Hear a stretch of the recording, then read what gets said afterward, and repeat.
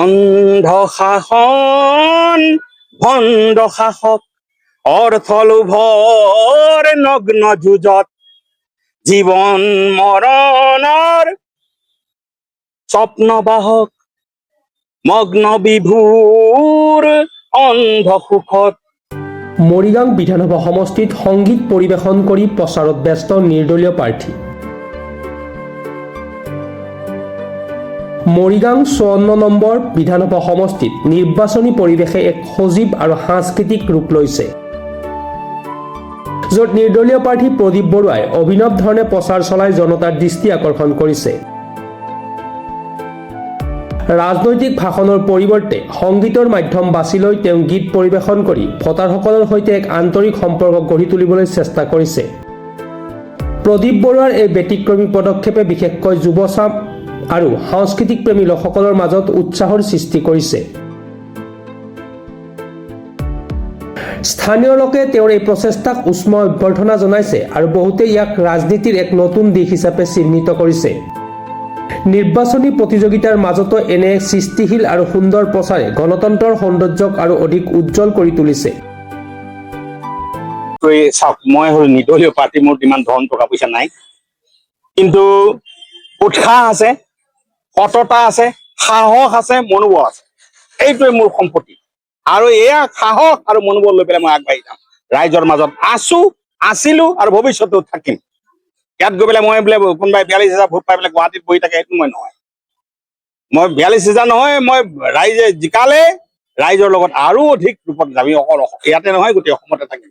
কিন্তু কথাটো হ'ল কি, ৰাইজৰ জনতা জনাৰ্দন, মই মোৰ ব্যক্তিগতভাৱে কৰ্মই মোৰ ধৰ্ম, মানুহেই মোৰ ভগৱান। মই প্ৰত্যেকখন কাগজত দেখিছো কৰ্মই মোৰ ধৰ্ম, মানুহেই মোৰ ভগৱান।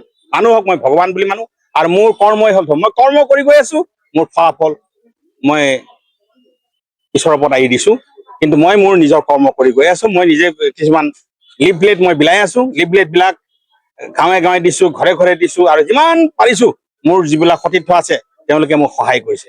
কিন্তু মই তেনেকুৱা অফিচ ক'তো খুলিব পৰা নাই, বা তেনেকুৱা ক'তো গৈ ডাঙৰ মিটিং কৰিব পৰা নাই, বা কেনেকুৱা টিমো তেনেকে লগাব পৰা নাই, কাৰণ মোৰ ইমান ধন নাই। বিধায়ক ৰমাকান্ত দেউৰী 10 বছৰ ৰাজত্ব কৰিলে মৰিগাঁও সদৰত, এতিয়া উন্নয়নৰ সন্দৰ্ভত কি ক'ব? চাওক, এই সন্দৰ্ভত ৰাইজে সকলোৱে জানে। মই আকৌ বিশেষকৈ নতুনকৈ কোৱাৰ ইয়াৰ কোনো প্ৰয়োজনীয়তা নাই। ৰাইজে সকলোকে জানে। সন্মানীয় বিধায়ক ৰমাকান্ত দেউৰী ডাঙৰীয়া, তেখেতে কিখিনি কৰিলে তেখেতে নিজৰ মুখেৰে নিজেই এখন প্ৰতিবেদন দাখিল কৰিছে, আৰু তাত আপোনালোকৰ সাংবাদিকসকলে উলিয়াইছে যে ক'ৰবাত নামঘৰত গৈ পেলাই নামঘৰৰ আঁচনিত পইচা চেংচন কৰিছে, কোনোবা নামঘৰৰ অস্তিত্বই নাই। কোনোবা কামৰ তেওঁ চেংচন কৰা আঁচনি দেখুৱাইছে, তাত কামৰ কোনো অস্তিত্বই নাই। ৰাস্তা হৈছে বুলি কৈছে, আধা হৈছে, আধা পৰি আছে। এইবিলাক বহুত ৰাইজে সকলোৱে জানে। এইটো মই আৰু নতুনকৈ কৈ এইবিলাক কথা মুখৰ খজুতি মাৰিব বিচৰা নাই। কিন্তু মোৰ কথা হ'ল কি, যে উন্নয়ন হোৱা নাই, ৰাইজৰ উন্নয়ন হোৱা নাই, নেতাবিলাকৰ উন্নয়ন হৈছে। মই এইদিনাখনো কৈছো যে সন্মানীয় বিধায়ক ৰমাকান্ত দেউৰী ডাঙৰীয়া 2 মহলীয়া 3 মহলীয়া ঘৰ বহুত ঠাইত বনাইছে, উন্নতি হৈছে, ফিচাৰী বনাইছে, কিন্তু তেওঁলোকৰ ওচৰত থকা মানুহবিলাকৰ তামোলৰ ঢকুনা দিয়া ঘৰ বহুতৰ আছে। তামোলৰ ঢকুনা দিয়া, এইটো বা উন্নয়ন কেনেকুৱা ধৰণৰ উন্নয়ন পাব কওকচোন?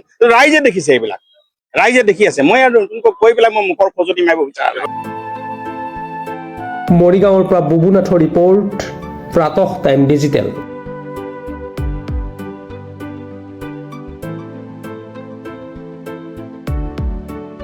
শদিয়াৰ পৰা ধুবুৰীলৈ, বৰাকৰ পৰা ব্ৰহ্মপুত্ৰলৈ সকলোৰে মাজত চিনাকি এটা নাম প্ৰাতঃ টাইম। থলুৱা ভাষা, কৃষ্টি আৰু সত্য বাতৰিৰ আধাৰত প্ৰতিষ্ঠিত খবৰ প্ৰাতঃ টাইমৰ প্ৰতিটো বা বাতৰি পুংখানুপুংখভাৱে চাবলৈ Facebook, YouTube, website, Twitter, Instagram আৰু ব্লগাৰ পেজত লাইক আৰু ফ'ল' কৰক।